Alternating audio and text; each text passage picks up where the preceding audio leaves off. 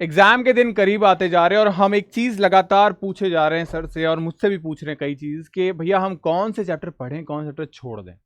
तो मैंने कहा मैं हर बार आपको कुछ चीजें बताता हूं कि ये चीजें तो पढ़नी ही पढ़नी है एनी हाउ कंडीशन।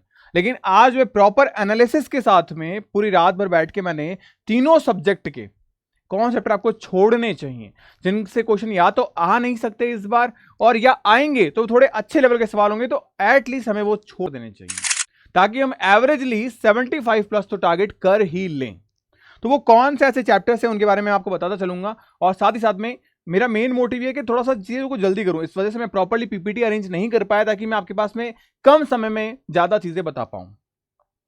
सबसे पहले मैं अगर बात करूं कि आपको कौन से चैप्टर ऐसे हैं जो छोड़ देने चाहिए इस समय पे, उनमें कौन कौन से चैप्टर हैं। सबसे पहले अगर मैं लिखूंगा तो उससे पहले मैं आपको बता दूं कि कुछ चीज़ें टेलीग्राम पे आपको वैसे तो पीडीएफ मिल जाएगी, बाकी इस क्लास की पूरी प्रॉपर पीडीएफ ही मैं आपको दे दूंगा टेलीग्राम पे। 2026 के लिए रजिस्ट्रेशन स्टार्ट हो चुके हैं आपके।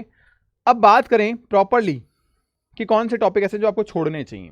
नंबर 1 पे हमारे पास में, क्योंकि एक चैप्टर है रेडॉक्स, जिससे अगर मैं बात करूं तो क्वेश्चन जो है वो फ्रिक्वेंटली 2 सालों से पूछा गया है, तो इस बार आने के चांसेस कम क्यों हैं, क्योंकि अगर मैं प्रीवियस पैटर्न को देखूं 2016 से, तो यहां क्वेश्चन नहीं पूछे गए हैं। तो इसका मतलब जो रेडॉक्स चैप्टर है हमारे पास में, वो आप एक तो स्किप कर सकते हो, ये चैप्टर आप स्किप कर सकते हो। नंबर 2 पे अगर मैं बात करूं आपसे चैप्टर स्किप करने वाला, वो है हमारे पास में स्ट्रक्चर ऑफ एटम, ये आप स्किप कर सकते हैं, स्ट्रक्चर ऑफ एटम चैप्टर को, इस चैप्टर को आप स्किप कर दीजिए। दूसरा हमारे पास में आता है पीरियोडिक टेबल, क्योंकि पीरियोडिक टेबल पे जो क्वेश्चन है वो फ्रीक्वेंटली लगातार पूछा जा रहा है, तो इस बार संभावनाएं थोड़ी कम हैं। उसके बाद अगर मैं आपसे पूछूं तो आपके पास में ऑप्शन जो है वो रहता है एमीन वाला जो चैप्टर है उसको आप स्किप कर सकते हो, एमीन वाले चैप्टर को आप स्किप कर सकते हैं। नेक्स्ट अगर मैं बात करूं तो आपके पास में यह जो अगला चैप्टर है जिसको आप स्किप कर सकते हो, वो है आपके पास में बायोमॉलिक्यूल वाला। तो बायोमॉलिक्यूल वाले चैप्टर्स को आप स्किप कर सकते हो। बाकी अब कुछ चैप्टर और हमारे पास, जैसे कि हमारा सॉलिड स्टेट। अब हमें पता है कि लास्ट से क्वेश्चन आया था सरफेस केमिस्ट्री, हमें पता है कि हमारे पास में ये रिड्यूस सिलेबस का टॉपिक है। उसके बाद हमारे पास में टॉपिक है हमारा केमिस्ट्री एवरीडे इन लाइफ,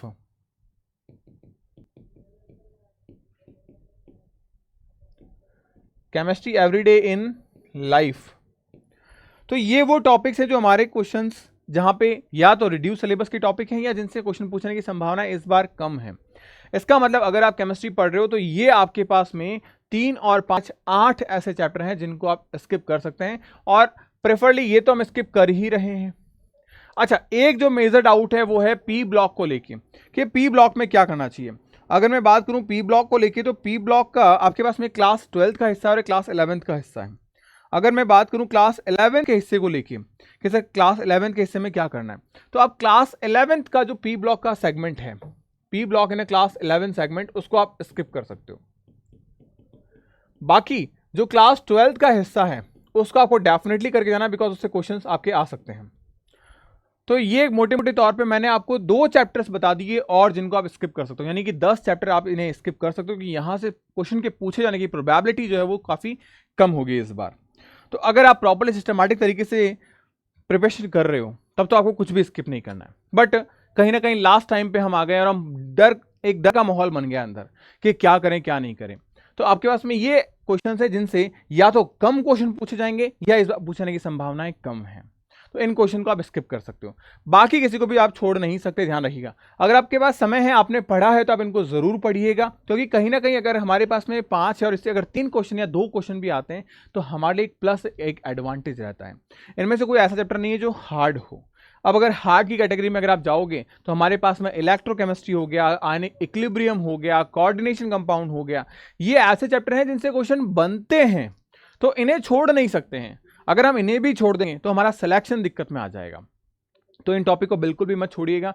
जो टॉपिक स्किपेबल हैं वो मैंने आपको बता दिए हैं। अब आप में से कई सारे बच्चे बोलेंगे भैया डी ब्लॉक और केमिकल बॉन्डिंग का तो नाम आपने लिया ही नहीं। अरे नहीं लिया क्योंकि एग्जाम में क्वेश्चंस आएंगे भाई साहब। कोई मूर्ख ही ऐसा स्टूडेंट होगा जो इन चैप्टर्स को छोड़ेगा। क्योंकि chemical bonding it's not chapter, ये अपने आप में पूरा सब्जेक्ट है, क्योंकि इससे अकेले इस एक टॉपिक से आपके क्वेश्चन देखने को मिल जाते हैं 8 क्वेश्चंस। आपको मैंने बताया है 2014 एम्स की हिस्ट्री में पी ब्लॉक से अकेले उसने 16 सवाल पूछ लिए थे जब एम्स का एमबीबीएस का एग्जाम होता था। अकेले पी ब्लॉक से जब 60 क्वेश्चन आते हैं, मतलब 60 क्वेश्चन केमिस्ट्री आ रहे हैं, वहां पे 16 क्वेश्चन उसने पूछ लिए पी ब्लॉक से। तो हो तो कुछ भी सकता है, बट एक सेफ हैंड रहते हुए क्या चीजें हमें करनी चाहिए, कौन सा टॉपिक हम स्किप कर सकते हैं, वो मैंने आपको इस वीडियो के अंदर बता दिए। एक और चीज मैं आपको बता रहा हूं, वो है फ्री टेस्ट। आपकी 30 टेस्ट मैं फ्री दे रहा हूं आपको जे एकेडमी के एप्लीकेशन के ऊपर। आपको सिंपली एप्लीकेशन को डाउनलोड करना है, वहां पे आपके सारे फ्री टेस्ट कंडक्ट करवाए गए हैं, प्रॉपर्ली अच्छे तरीके से सारे टेस्ट हैं। और टेस्ट का पैटर्न कुछ इस तरीके से रखा है मैंने आपका सिस्टमैटिक वे से कि आपके मॉक नंबर 1 से जो मॉक नंबर 10 है ये आपके इजी मैनर में है, और मॉक नंबर 11 से मॉक नंबर 20 आपका थोड़ा सा मॉडरेट मैनर में है, एंड मॉक 21 से मॉक 30 आपके थोड़े टफ या हार्ड आप कह लीजिए, ताकि हम हर तरीके के लिए तैयार रहें। इसमें टफ का मतलब ये नहीं कि एम्स के लेवल से ऊपर चले गए, नहीं, हम एम्स के लेवल पर ही हैं और सिस्टमैटिक तरीके से कर रहे हैं चीजों को। तो ये चीजें आपको जे एकेडमी के एप्लीकेशन में मिल जाएगी, फ्री ऑफ कॉस्ट है कंप्लीटली। आप इन मॉक टेस्ट को दीजिए, इनके सॉल्यूशंस भी आपको मिल जाएंगे। इसके अलावा आपके 25 मई को केमिस्ट्री की मैराथन क्लास हो रही है, इसमें कंप्लीट केमिस्ट्री आपको पढ़ाई जाएगी और हर एक चैप्टर से 15 क्वेश्चंस आपके उठाए जाएंगे। तो यानी पूरा केमिस्ट्री आपका रिवाइज करा देंगे एलटीएम सर। उसके बाद अगर हम बात करें 26 को, तो 26 मई को फिजिक्स में भी सेम चीज होगी आपके कि 11th एंड 12th सेगमेंट पे आपके 15 क्वेश्चन ईच चैप्टर, और सारे वो इंपॉर्टेंट कॉन्सेप्ट जो आपके एग्जाम में प्रोबेबिलिटी है कि आके गिरे हैं, उन सारे क्वेश्चंस को यहाँ पे डील करेंगे विद द कॉन्सेप्ट। इसका मतलब अगर एक चैप्टर से हम 15 क्वेश्चंस कर रहे हैं, इसका मतलब आप समझ रहे होंगे कि हमारे पास पॉसिबिलिटीज ये है कि उससे 1 या 2 क्वेश्चन आने हैं, लेकिन हम उसकी बजाय 15 क्वेश्चन कर रहे हैं। तो कंप्लीट चांस है कि हमारे एग्जामिनेशन के अंदर उसी से आके क्वेश्चंस गिरेंगे।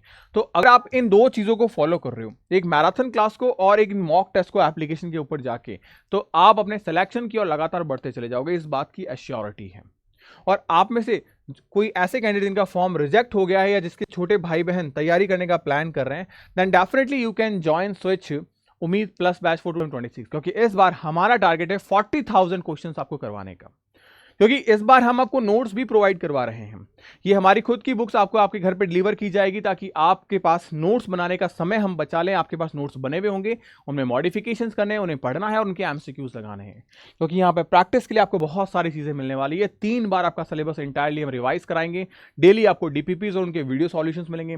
वीकली एंड मंथली आपके संडे टेस्ट होंगे प्रॉपर्ली सिस्टमैटिक वे से, और एडिशनल सब्जेक्ट्स भी आपको मिलेंगे। 1-on-1 मेंटोरशिप जो होती है, फिजिक्स में दिक्कत हुई उन सर से बात की, केमिस्ट्री में दिक्कत हुई केमिस्ट्री से बात की, तो हर एक चीज प्रॉपर्ली आपकी क्लियर होती चली जाएगी।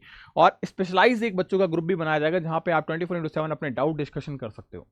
तो ये सारी चीजें आपको इस बैच के अंदर मिल जाएगी। बैचेस स्टार्ट हो चुके हैं, यानी कि रजिस्ट्रेशन स्टार्ट हो चुके हैं, क्लासेस भी आपकी जल्दी ही स्टार्ट हो जाएगी। पूरा स्केड्यूल आपको दे दिया जाएगा किस तरीके से कब क्या क्लासेस होगी। तो प्रॉपर्ली इसको फॉलो करिएगा, डेफिनेटली ये आपके लिए बहुत यूजफुल होगा। अगर आप 2026 के लिए जाना चाह रहे हैं, या आप अपने भाई बहन के लिए देख रहे हैं, पेरेंट्स अगर अपने बच्चों के लिए देख रहे हैं, तो ये डेफिनेटली आपके लिए यूजफुल होगा। तो होपफुली एक लास्ट टाइम पे थोड़ा सा मैंने आपके सिलेबस को और रिड्यूस कर दिया, ताकि हमारी तैयारी में हम और जान डाल सकें। मिलता है नेक्स्ट वीडियो में, तब तक गुड बाय। पढ़ते रहिए, मुस्कुराते रहिए, स्टे हैप्पी, स्टे हेल्दी।